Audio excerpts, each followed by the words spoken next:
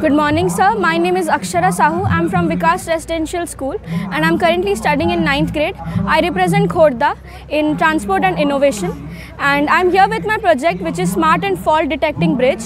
The aim of my project is to prevent loss of life and property which is caused due to collapse of bridge with the help of low-cost advanced technology.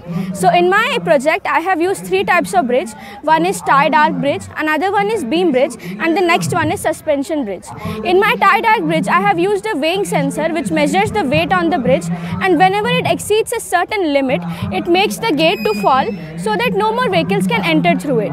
Now, when the weight on the bridge becomes moderate, the gate opens automatically and more vehicles can pass through it. Next, in my beam bridge, I have used the overload detection circuit. Whenever a heavy loaded vehicle passes through it, it makes a buzzing sound with light emission. This won't allow heavy vehicle to go through this bridge.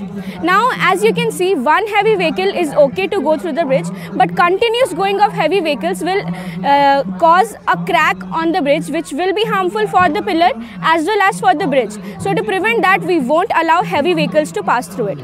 Next up, in my suspension bridge, I have used a pulley. Here we have a free or dummy wheel. Now, with the help of this pulley, we can take this weight from one end to another, and for rescue operations it can be used. So as we have seen that the Morbi incident that took place, it took more than 130 lives. So to prevent that, if there is a stampede at this end, we can take this weight to that end. So with this, the balance is maintained on the suspension bridge, because if there is an imbalance on the suspension bridge, it might cause the cables to break. So to prevent that, we have used this weight. And also, if someone is stuck on the bridge and we cannot go to it, for that we can use this pulley for rescue operations.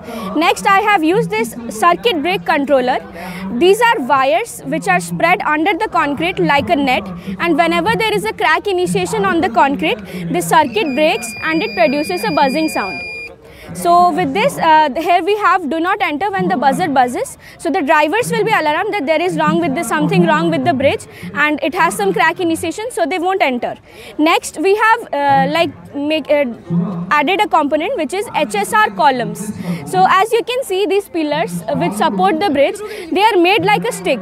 So if there is an earthquake, these pillars break like a stick. So to prevent that, we are using HSR columns. These are a series of concrete segments which are connected by a steel cable, as you can see here. So when these are earthquake resistant. And next, we have this ultrasonic sensor as a counter. It counts total number of people who has gone inside the bridge, who came outside the bridge, and total number of people who are on the bridge.